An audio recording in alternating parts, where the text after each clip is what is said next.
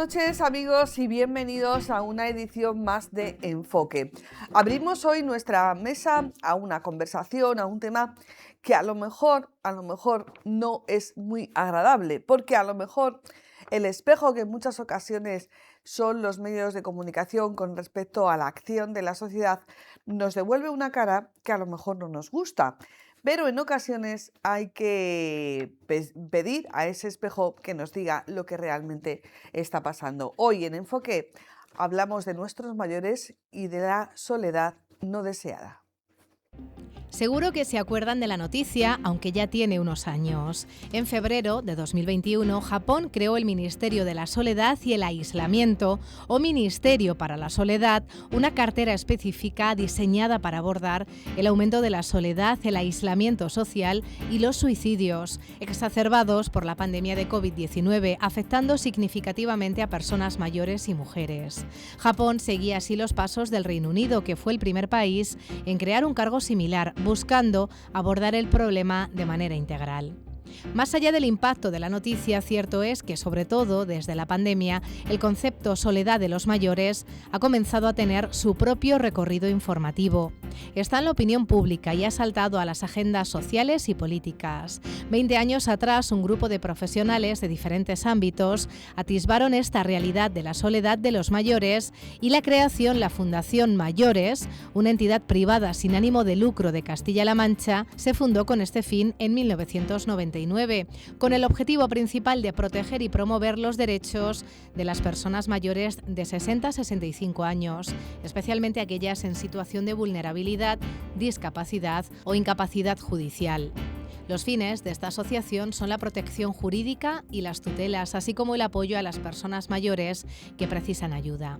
Así, la Fundación Mayores tiene como objetivo básico proteger y promover los derechos de las personas mayores de 60 años. Se interesan tanto por la autonomía como por la asistencia a los mayores, sobre todo a quienes se encuentran en una circunstancia vulnerable o sufren alguna discapacidad, velando por el apoyo de las necesidades jurídicas de los mayores para el ejercicio de su capacidad jurídica, incluyendo la representación si fuese necesario.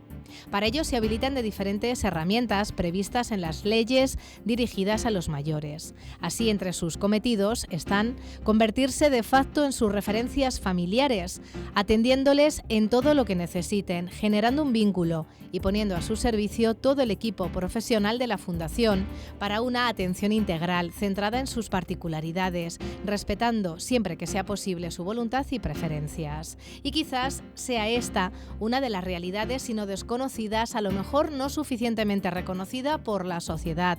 La soledad de los mayores no se circunscribe únicamente a las personas que no tienen familia, sino que es mucho más habitual de lo que pudiéramos o quisiéramos creer. Dejó dicho el Papa Francisco que un pueblo que no cuida a sus abuelos no tiene futuro, advirtiendo que una sociedad que margina a los ancianos corta sus propias raíces y pierde su memoria. Hoy en Enfoque conocemos a la Fundación Mayores.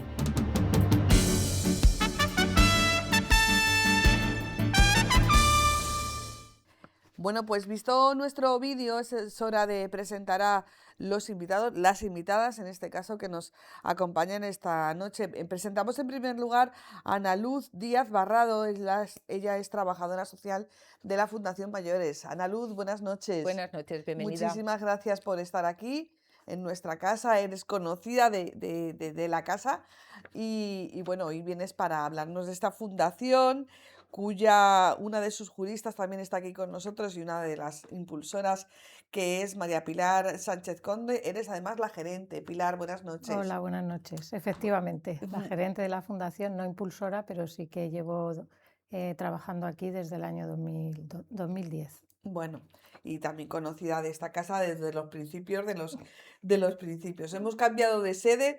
Han pasado unos cuantos años, pero aquí seguimos, Pilar. Y tenemos también con nosotros a una jurista de la Fundación Mayores, Teresa Martínez García. Teresa, buenas noches. Hola, buenas noches. Muchísimas gracias por estar aquí. Gracias a vosotros por Por invitarnos. acompañar a Ana Luz y a Pilar. Pilar, si quieres, empezamos por ti.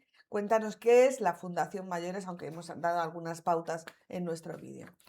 La Fundación Mayores es una entidad sin ánimo de lucro que nació ya en el año 1999 como respuesta a una realidad que habían detectado sobre todo personas de residencias de mayores. Es decir, tanto las residencias sin ánimo de lucro del tercer sector como las residencias de empresarios y las públicas veían que había un colectivo de personas mayores en situación de discapacidad y con mucha vulnerabilidad en cuanto a que estaban solos, abandonados, y no tenían a nadie que pudiera preocuparse de ellos. Entonces nace la fundación principalmente para atender esta necesidad, esta soledad, este abandono, etc. Ujú. Durante estos años, que ya son casi 30, pues luego ha ido evolucionando como hablaremos.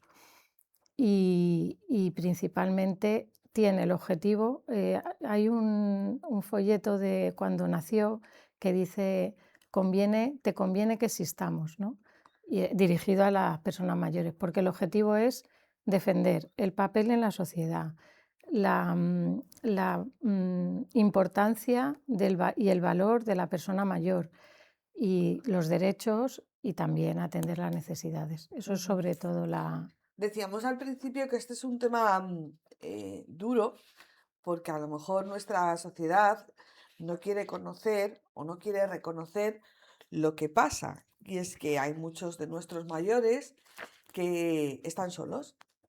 Están solos y no porque no tengan familia, porque hay gente que puede decir, claro, es que a lo mejor pues llegas a mayor, no tienes hijos, no tienes familia y te has quedado solo. Antes, las personas que no tenían familia, había otras redes en las ciudades, en los pueblos, estaban los vecinos y tal. Están solos aun teniendo familia y en algún momento podemos decir que están desamparados emocionalmente y probablemente administrativamente, ¿no? Entonces, para eso nacéis vosotros. Teresa, tú has trabajado siempre con mayores en muy diversos ámbitos, desde Correcto. talleres de iniciación a la informática, talleres de lectura, bueno, de alguna manera integrarlos Ujú. en el mundo que viene. ¿Ha cambiado mucho la situación de los mayores en los últimos años? Y añado, ¿la pandemia fue un antes y un después? Sí, se ha notado mucho en los centros de mayores. Yo he estado como 20 años trabajando en centros de mayores. Era una red social para la gente mayor, pues iban a actividades, se relacionaban. El parón que nos vino impuesto por el tema de la pandemia ocasionó que rompieran esa red social. Todos nos tuvimos que confinar en casa, pero ellos especialmente lo pasaron mal porque no tenían esa relación social, se veían bombardeados por las noticias, quizás de una manera ya preocupante, y entonces retomar esa situación no ha vuelto a la normalidad. Yo he ido a los centros de mayores antes de la pandemia, estaban a rebosar de vida, y después, cuando ya se volvió a reiniciar la actividad, no han vuelto a recuperar ese ambiente. Por las tardes, cualquier centro de mayores está vacío, cuando antes era gente jugando a las cartas, tomándose algo en las cafeterías. Entonces, sí que ha habido un punto de inflexión Mm, respecto a la pandemia. ujú. Cuando hablamos de la soledad de las mayores, no es una categoría meramente informativa, no es un titular. Decíamos en el vídeo que, bueno, que incluso en países como Reino Unido o que o Japón se han habilitado hasta, bueno, ministerios o organismos oficiales. Es una realidad social, Ana Luz. ¿Y en qué se ve esa soledad de los mayores? Pues mira, nosotros sí que vamos detectando con el paso de los años, como dicen las compañeras, que cuando nos llegan a nosotros, porque cuando nosotros los atendemos es a través de un dictamen judicial, si no, no podemos llegar a ellos, vamos viendo que cada vez van llegando más deteriorados, con menos recursos. La familia ha hecho uso de sus bienes en beneficio no de su familia, sino de las propias familias que también lo pueden necesitar, ¿no? Pero sí que detectamos que al paso del tiempo se van deteriorando. Ujú. Bueno, vamos a empezar por el principio, por el modus operandi. ¿Qué es lo que hacéis, Pilar? A ¿Cómo, ver, cómo empezáis a funcionar? nosotros actualmente tenemos varios programas. El programa central es las medidas judiciales de apoyo a las personas mayores, lo que antes se llamaban tutelas o curatelas, que ahora son medidas de apoyo porque ha habido un cambio legislativo en el año 2021. Entonces, ¿cómo hacemos?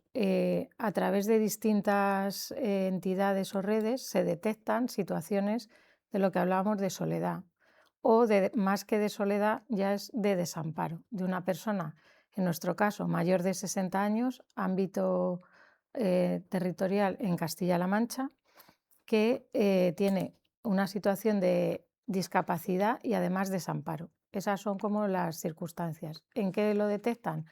Pues como ha dicho Ana Luz, hay a veces que los familiares hacen uso de sus bienes en perjuicio de la persona, o porque no hay familiares, o porque hay un deterioro que se observa a través de la trabajadora social en su vivienda. ¿Qué pasa con la soledad? Pues que la soledad da muchas veces lugar a aislamiento, y el aislamiento lo que produce es pues un diógenes, un mal cuidado, un descuido enorme, ya situaciones de riesgo incluso. Entonces, cuando se detectan, ya sea bien en el centro residencial si la persona está institucionalizada o bien en las áreas de trabajo social, o en un hospital o en muchas entidades que se pueden detectar, esto se pone en conocimiento normalmente, si no hay familiares, de la Fiscalía. La Fiscalía entonces tiene que instar una demanda de, en principio, jurisdicción voluntaria para que a esa persona se le apoye, y en el transcurso del procedimiento, que es judicial, si a esa persona no tiene un familiar de referencia que se pueda hacer cargo de sus cuidados, entonces se deriva hacia la administración pública. La administración pública, que en el caso de Castilla-La Mancha, porque son competencias transferidas, es la Consejería de Bienestar Social, lo que hace es conveniar estas medidas de apoyo, estos cuidados, esta atención con distintas fundaciones. En el caso de la Fundación Mayores, mayores de 60 años con todo tipo de situaciones. Y a veces, y ya termino, aunque sí que haya familiares de referencia, hay un conflicto entre ellos que afecta a la persona. Entonces, también en esos casos, normalmente los jueces deciden que haya alguien objetivo que sea quien cuide y atienda a esa persona, a veces en un ámbito, a veces en todos los ámbitos, personal, administrativo, sanitario, etcétera, porque el conflicto que hay entre ellos puede dar lugar a perjuicios para la persona, porque si están peleando por bienes que todavía son titularidad de ella, o por una herencia, o por mil cosas, pues puede haber un conflicto de intereses que dificulte la atención a la persona. O Y en sea, estos casos, pues también ujú. va la O fundación. sea que ante una situación, dos puntualizaciones. ¿Por qué mayores de 60 años? Porque parece que, no sé, la norma nos dice que es a partir de los 65, que es cuando, bueno, que tampoco ya te jubilas a los 65, algunos más, pero bueno.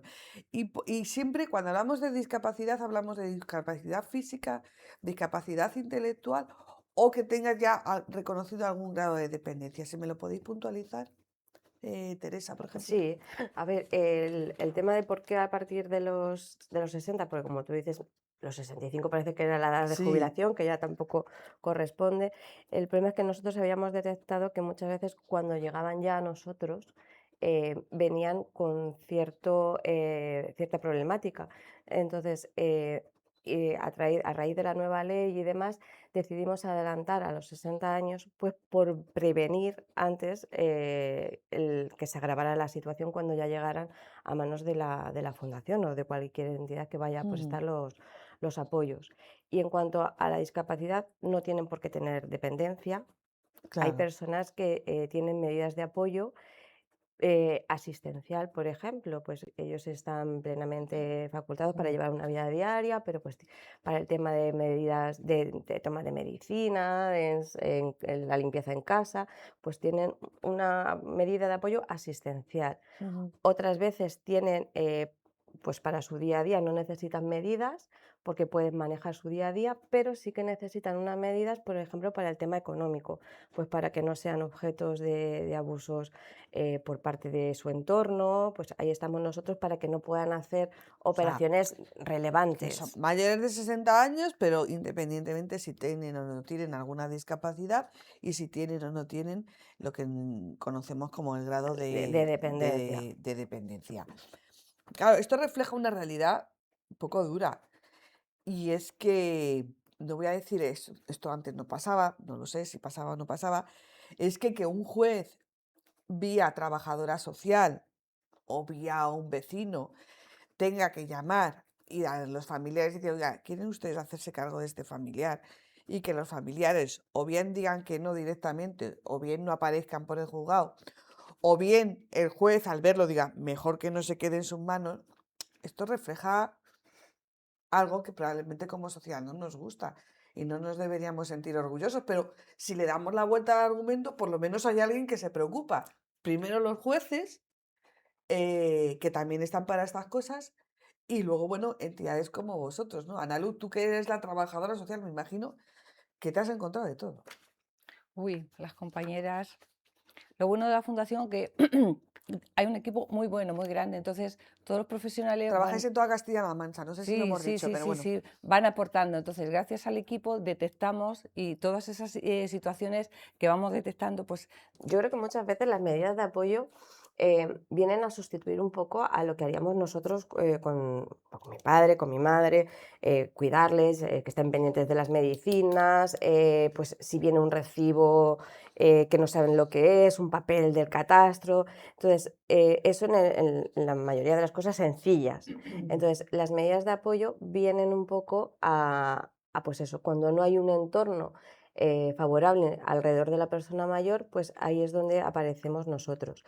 Sí que es un poco lamentable que realmente eh, tengamos que intervenir bien nosotros o cualquier entidad cuando sobre todo hay familia. Entonces, porque muchas veces es un simple, pues eso, una simple actuación como la que podríamos hacer cualquiera de nosotros. Pero, lamentablemente, la sociedad en la que vivimos, yo creo que hace necesaria la intervención de entidades, porque el entorno alrededor de la persona mayor ujú. no les facilita las cosas.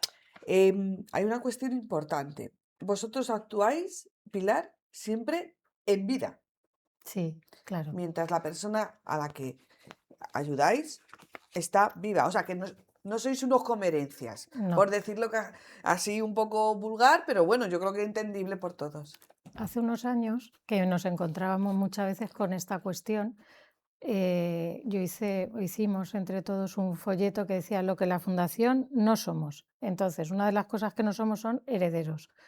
Nosotros tenemos el cometido de administrar los bienes de esa persona, si así nos lo da el juez, que como dice Teresa, las medidas de apoyo son diversas. A veces solo consiste en una supervisión, otras veces es una atención más plena. Pues cuando tenemos la atención más plena, la curatela representativa que se llama, nosotros administramos los bienes, las cuentas, todo lo que corresponda a esa persona en su beneficio y para que esté bien atendida. Eso a veces también nos lleva a problemas con las familias, porque, claro, a veces los cuidados son muy caros, pero es que esa persona a lo mejor se lo puede permitir. Y si se lo puede permitir, ¿por qué no le vamos a dar todo lo que le apetece, le gusta, dentro de, por supuesto, que sea beneficioso para esa persona y en vida pueda disfrutar de sus bienes? Entonces, lo que está claro es que nosotros intentamos que esa persona utilice sus bienes, derechos y todo en su propio beneficio para que también pueda ser protagonista de su vida diaria y hacer y tener su plan de vida, porque es que hay una cosa en la sociedad que yo creo que es también por lo que a las personas mayores como les hemos abandonado y descartado, y en la pandemia se vio, que es que pensamos que ya cuando llegas a una edad, pues ya no tienes derecho a vivir, a disfrutar, a aprender. Y sin embargo te encuentras que las personas mayores, aunque tengan limitaciones de la edad, de la discapacidad, de que Los tengan achaques. los achaques, lo que sea, pues tienen muchas ganas de hacer muchas cosas. Entonces, nosotros administramos sus bienes para que ellos tengan una vida plena, para que puedan hacer su proyecto de vida, el que sea, también muy importante, centrado en esa persona. No todos son iguales, al revés, cada uno tenemos, a uno le gusta el campo y hace tener un huerto, y a otro lo que le gusta es el club de lectura.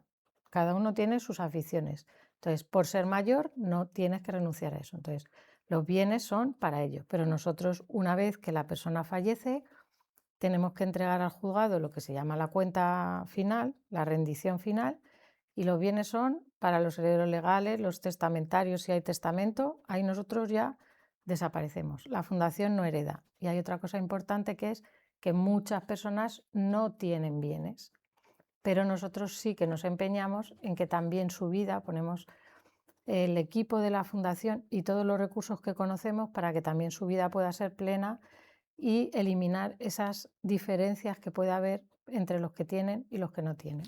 O sea que vosotros no cobráis por esto. No, no cobramos. Entonces, ¿de qué vivís? A ver, nosotros vivimos el programa de apoyos, está subvencionado por la Junta de Comunidades, que, como he dicho antes, hace convenio con las fundaciones. Es decir, es una función que por ley está atribuida a la administración pública, y en el caso de Castilla-La Mancha tiene un modelo que yo creo que es muy bueno, pero claro, lo sostiene un convenio y una subvención. O sea, nuestros impuestos. Efectivamente, los impuestos. Y probablemente también entre este tipo de programas en las ayudas se me está ocurriendo de los programas subvencionados por el IRPF.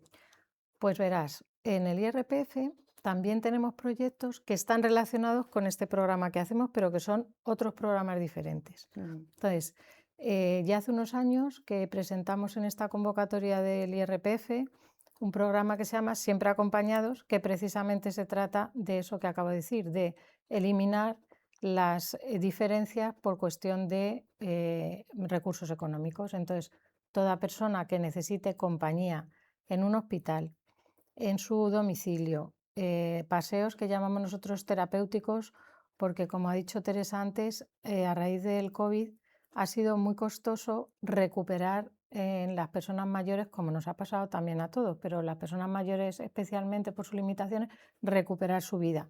Paseos, todo eso, el que no tiene medios, pues vacaciones, se le subvenciona a través del programa que llamamos Siempre Acompañados. Las personas que no tienen recursos también tienen derecho a tener ayuda a domicilio, paseo, acompañamiento hospitalario muy importante. Las personas que están en una situación grave de enfermedad grave no pueden estar solos en el hospital, no deben estar solos, ¿no? La soledad no puede llegar ahí. Entonces todo eso es a través del IRPF. Pero además hemos puesto en marcha en Cuenca, y está empezando en Toledo, un programa que se llama Enredando Barrios, que luego lo puedo contar más extensamente, que intenta atender a la persona sola, esa soledad que se llama ahora soledad no deseada, en su circunstancia, en su vivienda, con el apoyo, intentar implicar a lo que es el barrio donde reside y volver a retomar, o sea, ante una situación que empieza a ser de aislamiento, por ejemplo, una persona que se ha quedado viuda o viudo, o que la familia se ha ido lejos y está en su entorno y empieza a acusar, o que con el COVID se ha agravado su situación de soledad y empieza a acusar esa situación ya en forma de deterioro cognitivo, patología, que no llegue a eso, sino que haya distintos voluntarios en el barrio, como puede ser la trabajadora social, la asociación de vecinos, la farmacia, la carnicería, que pueda detectar esa situación y darnos la alarma para que podamos acompañar, intervenir, etc. Entonces, ese programa, que se llama Enredando Barrios, porque consiste en tejer una red, es como un programa de intervención sociocomunitaria, este año también vamos a procurar que sea uno de los programas que subvencione el IRPF. Bueno, lo digo porque estamos en momento de hacer la declaración de la renta y cuando ponemos lo de las X, bueno, la X para la Iglesia Católica y la X para otros fines sociales, entraría, por ejemplo, este programa. Ana Luz, el trabajo de trabajadora social, bueno, pues estás en estos ámbitos probablemente desagradables, pero probablemente también muy enriquecedores en tanto en cuanto ves que ante una situación complicada las cosas se solucionan con el equipo. Estáis con todas, Mm, ¿no? sí. Ay, ¿qué te contaría? Muchas cosas, muchas circunstancias de familias, de personas que no saben leer, que reconocen el valor del dinero por el color del billete, las monedas así así. Em, Acompañamos para que no estén solos en el hospital, si hay que ir al médico, a consulta de psiquiatría, de especialistas. Uy, muchas situaciones complicadas. Ujú. Que además me imagino que uno también se siente orgullosa en lo personal, aunque administrativamente sea tu trabajo, o sea, tu forma de vida, de ganarte el pan, en lo personal me imagino que también dices, pues mira, hemos hecho una cosa bien, ¿no? Hombre, es recibir la misericordia que uno recibe en el día a día o que ha recibido, el poderla transmitir, ¿no? El saber que hay que atender o que tú eres parte de ellos, que eres su familia, que los tienes que cuidar, que tienes que atender. Ujú.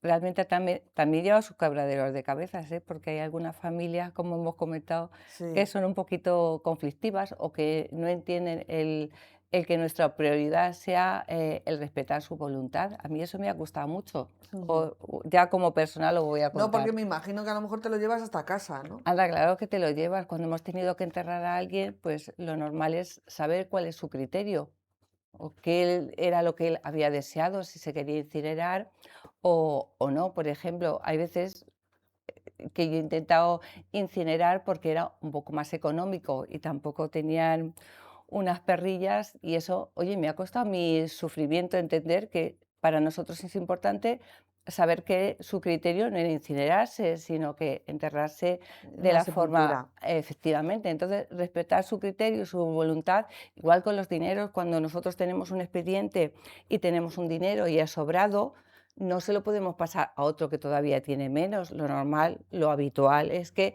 se ingrese en su cuenta y se vuelva a repetir en esa persona, porque tampoco sabemos qué pensaba él hacer con su dinero. Entonces, el ponerte en el lugar del otro y respetar su criterio, su voluntad, el aceptarla. A lo mejor nosotros vemos muy claro que tiene que ir a cortarse el pelo, una tontuna, pero si él no quiere, pues vamos poco a poco ganándonos que se Ujú. pueda ir a cortar el pelo o que se cuide esas uñas, porque ese aseo personal repercute en su visión como él de persona y que sea Ujú. querido y aceptado por el resto. Y Ujú. eso hay que ir andando así con pies de plomo y Ujú. despacio. El Claro, y si criterio y es la voluntad del otro es muy con la difícil. persona solo, que ya supone un ámbito de, vamos a dejarlo en negociación, ¿no? En tal. Ujú, Si encima aparece la familia, yo sé que vosotras sois muy discretas, pero sobre todo durante el COVID murieron muchos mayores en nuestras residencias y yo me consta que para algunos directores, algunos trabajadores sociales, hubo, aparte de la tragedia que suponía el COVID, hubo momentos muy complicados, ¿no? Porque aparecían familiares que nadie nunca había visto, ¿no? Claro, esto avergüenza un poquito a la sociedad, ¿no? Pero es una realidad, ¿verdad, Pilar? Sí, a ver, nosotros hay que decir, para no dar una visión negativa, bueno, hay que nosotros trabajamos con, decía una compañera una vez, con el 20% del 100% hay un 20 o un 30 que están en esta situación en la que las familias o no existen o no quieren. Y es verdad que nos pasa a veces, o sea, yo he tenido una vez un caso, nosotros hacemos guardias 24 horas 365 días. Es decir, siempre hay una persona de la fundación, la guardia normalmente, bueno, las hacen las trabajadoras sociales y yo hago los fines de semana algunas veces. Pues he tenido una situación en una guardia que falleció una persona que no fui capaz de avisar a sus hijos, que luego, por supuesto, a la semana, cuando ya se enteraron, vinieron a Que no preguntarme. fuiste capaz o que digamos que no podías ponerte en contacto con que ellos. estaban tan desconectados de su madre que no había manera o sea, no había manera ni en el centro residencial ni en la fundación, porque nosotros tenemos una base de datos donde Sí. todos los contactos están. Si te toca la guardia, avisar de cualquier cosa, sean penas o alegrías, pues tienes todos los datos. Personas que fallecen y que luego aparecen familiares, bueno, sobrinos sobre todo, Pero en que este caso aparecieron los hijos, que me aparecieron parece mucho después, más duro. o sea, sabíamos de su existencia. Había alguno que tenía la residencia estaba fuera de España, etcétera, pero, pero no teníamos cómo localizarles. Y aparecieron luego, y sí que por supuesto la primera pregunta que te hacen es si hay bienes, si lo han dejado y cómo lo adquieren. En esos casos, a ver, como ya he dicho antes, nosotros no heredamos y eso está libre para el familiar cuya posición dentro de su derecho pues le dé, o bien porque así lo haya dicho la persona en un testamento.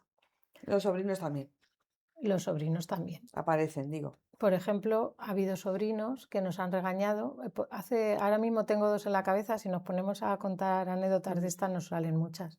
Pero recientemente ha habido una persona que falleció y que vino el sobrino a decir que cómo no le habíamos avisado de que su tía había muerto, pero es que es la primera noticia que tengo de que existes. Y ha habido otra vez, esto fue una señora que salió de su casa a una residencia en unas condiciones mm, tan urgentes, de tal urgencia social, que no esperamos ni siquiera tener la resolución judicial y nosotros ser parte, sino que intervenimos antes. Y cuando ha fallecido, también los sobrinos, aparte de pedirnos la herencia, nos han pedido explicaciones de no sé qué joyas que, por supuesto, nosotros no teníamos ni idea que existían, que se supone que tenía su tía. O sea, eso, a ver, eso refleja que vivimos en una sociedad también, no sé si antes era igual, pero ahora desde luego yo lo constato, muy materialista, que hemos perdido esos valores que realmente no aprendemos la lección ni con el COVID ni con nada, de que cuando te vas, todo se queda aquí. Como decía el Papa, no nos llevamos el camión de la mudanza, entonces sí que hay mucha gente interesada en los bienes de las personas en vida y cuando fallecen, porque es un valor. El dinero se ha convertido en un valor a lo mejor más importante, no en todos los casos, ya digo, que el cariño, y quiero decir también que esto me parece fundamental, que tenemos familias. Ahora mismo nos acaba de fallecer hace unos meses un señor que tiene una hermana que no es que haya sido colaboradora, es que ella por sus circunstancias no podía hacerse cargo de lo que es Claro. las medidas de apoyo, pero ha estado en todo ayudando, colaborando mucho más, o sea, tanto como nosotros o más. Entonces también es verdad que hay familias que no tienen la posibilidad de atender a sus mayores, pero que sí respaldan, agradecen, aunque sean las menos también existen y también hay que decirlo, ¿no? Se emociona Ana Luz. Este programa te va a costar mucha emoción, porque también hay gente que realmente se ve un poco angustiada y agobiada por las circunstancias y os tiene a vosotros como mano que de alguna manera le va tirando, ¿no? Le va sacando.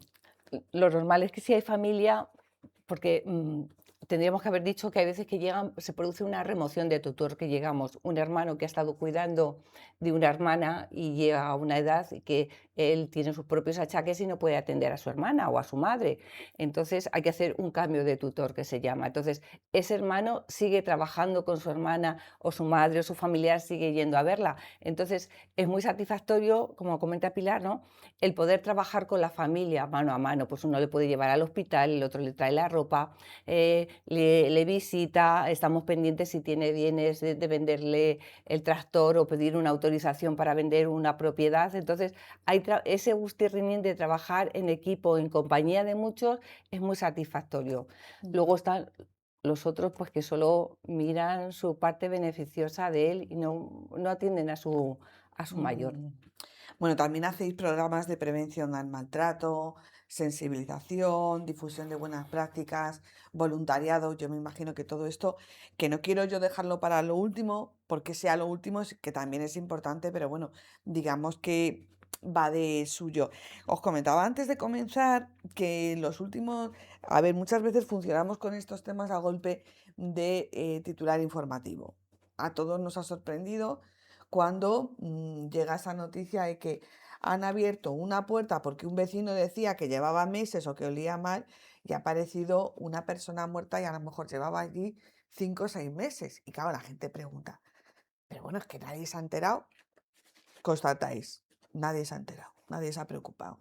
Y luego hay otra cuestión que también últimamente está cogiendo fuerza, o sea, primero está cogiendo fuerza en las notarías y después de las notarías se traslada a la información general. Bueno, a lo mejor si pasa en la prensa rosa nos llega antes, que son las desheredaciones, o sea, padres que dicen a sus hijos con todo su conocimiento, dice, mira, os voy a desheredar, pero no como en las novelas, que salía, te voy a desheredar y tal. Y, o sea, se está produciendo. O sea, padres que en plena conciencia de su conocimiento dice, mira, que no queréis saber nada de mí, ¿vale? Pues yo, a ver, es triste, pero está ese instrumento, ¿no? Y se aplica. Sí, es que al final esa situación que nosotros estamos poniendo sobre la mesa de que existe, ese abandono en este caso de los hijos respecto a los padres se dan cuenta y entonces al final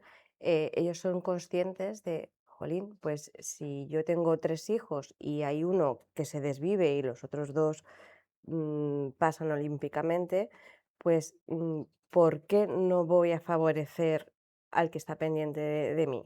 Entonces, es una situación que se está produciendo porque yo creo que los mayores se están dando cuenta de ese abandono y de que hay medidas a través del testamento en el que pueden, pues eso, compensar de una manera u otra.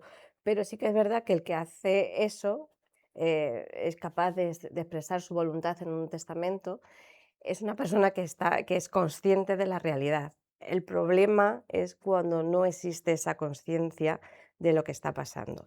Y ahí sí que me gustaría decir eso que decías tú de, pues eso, que salen las noticias de repente, una señora que han tirado la puerta abajo porque los vecinos se han quejado del fuerte olor, resulta que llevaba 6 meses, 7 meses que había fallecido. Yo creo que también es una cosita que nos tenemos que mirar, la sociedad, y es cuando se detecta que hay una situación de vulnerabilidad en la persona, las medidas de apoyo no tiene que ponerlas un familiar, no hace falta que las solicite un familiar.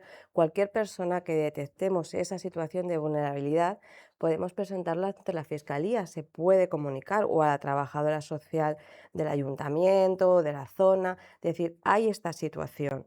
O sea, no tiene que ser un familiar directo el que vaya a fiscalía y lo denuncie para que todo este procedimiento, que es largo, se ponga en marcha. Entonces, como sociedad, tenemos que estar alerta, que pues el Enredando Barrios es una puerta de abrir esa vía. Como sociedad, que si vemos una situación de vulnerabilidad, una situación de abuso, que seamos capaces de decir, me voy a implicar, y aunque esto luego tenga una responsabilidad de que yo tenga que dar mi nombre y demás, denunciar esas situaciones. Bueno, tú tienes que dar tu nombre porque no, pero bueno, no te va a Sí, implicar más allá de claro, pero eso. muchas veces, uy, menudo follón. Y el Sí, follón porque, es que luego, a 6 ver, meses muchas después, veces ya, o cuando pasa, ves un comienzo de un síndrome de Diógenes, ujú, es que hemos llamado a la policía y no ha hecho nada. Bueno, vamos a ver, habrá que mirar, no todo, yo creo que no todo es tan sencillo, pero es que en muchas ocasiones el tema este de no invadir la intimidad del otro, a veces nos lo tomamos como un muro infranqueable y otras veces nos saltamos ese muro, o sea, somos un poquito incoherentes en muchas ocasiones. Em, Pilar, ¿se puede quitar la legítima a un hijo? Porque claro, ante todo esto de las desheredaciones, todo el mundo dice, ya, pero la legítima es inamovible. O sea, vale, papá, me deshereda, pero la legítima, el 33%, eso lo tengo fijo y no va a haber ningún juez que me lo quite. Vale, No quiero yo ponerme así dura, sí, pero que la gente lo sepa. ya ha habido sentencias que por eso está habiendo, como comentabas tú, más desheredaciones. Ya ha habido sentencias que han, porque para quitar la legítima, hoy por hoy, tal y como está la legislación, no es fácil, porque tiene que haber unas causas muy tasadas en la ley que impliquen que verdaderamente ha habido una situación de maltrato. O sea, son casos como muy extremos. Lo que pasa es que ya ha habido sentencias en el Tribunal Supremo que dicen que el abandono acreditado es una situación de maltrato y permite incorporar la desheredación en esas causas tasadas que establece el Código Civil. Entonces, ¿es fácil? No.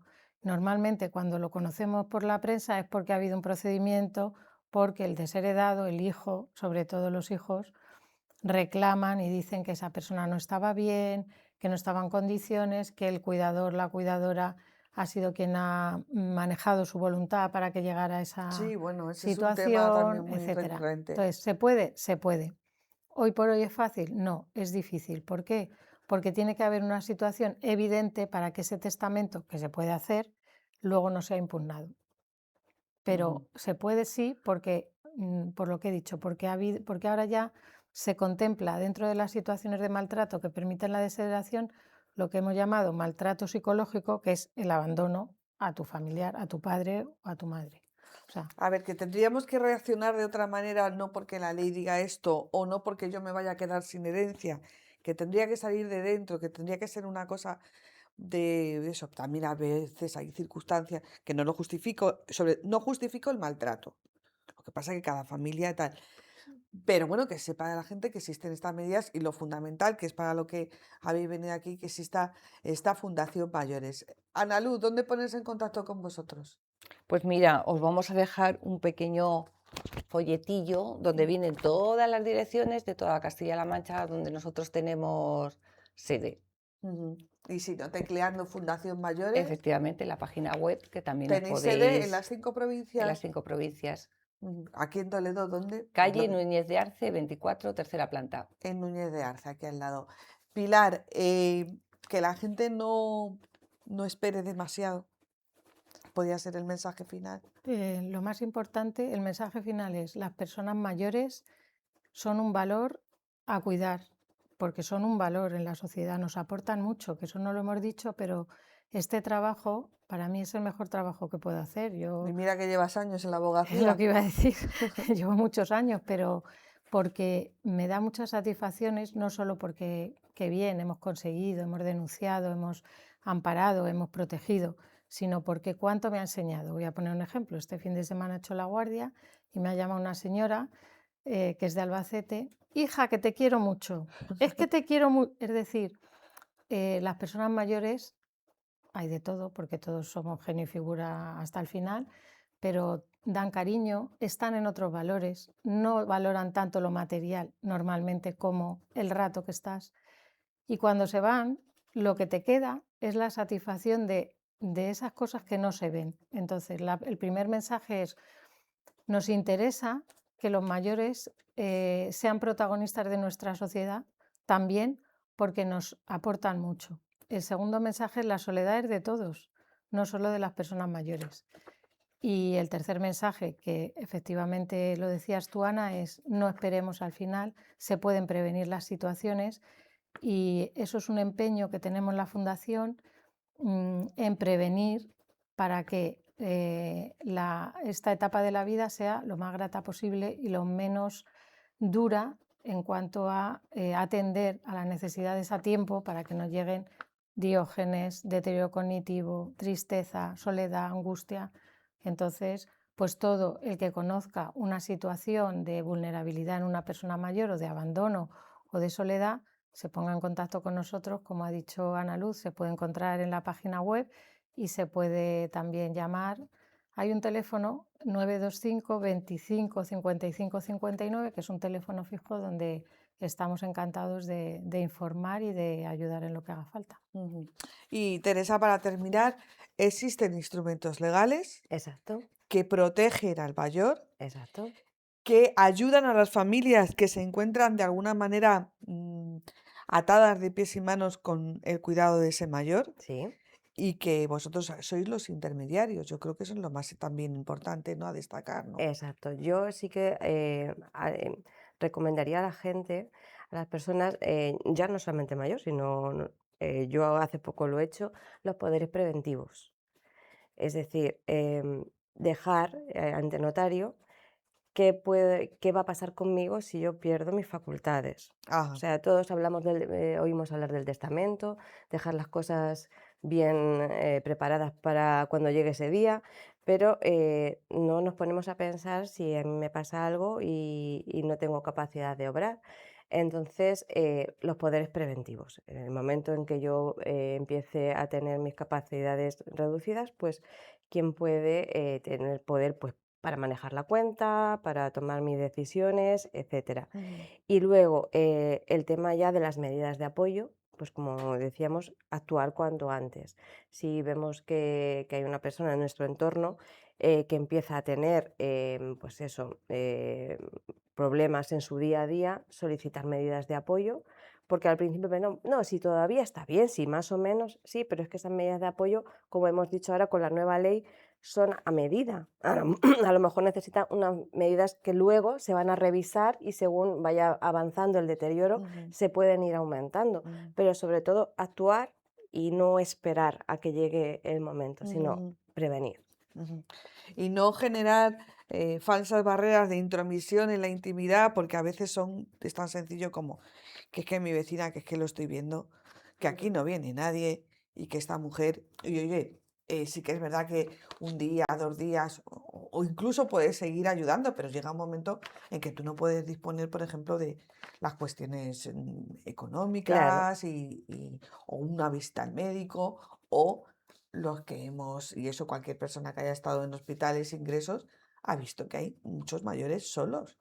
Es muy vergonzante. Seguro que nadie va a reconocer que ha dejado a su padre o a su madre solo en el hospital. O es que estaba trabajando, todos trabajamos y tal. Pero esas cosas pasan. Así que muchísimas gracias. Un tema duro, pero a la vez de duro realista y sobre todo con ese enfoque que hemos querido dar de que existen soluciones, de que existen herramientas para que esa persona, esa persona mayor, en los años que le quede, que Dios le dé, bueno, pues disfrute de la vida y viva la vida como siempre le ha gustado hacer. Muchísimas gracias, Ana Luz, Pilar, Teresa, por estar aquí. Fundación Mayores, tecleando en Google sale. Y nosotros volvemos la semana que viene. Buenas noches.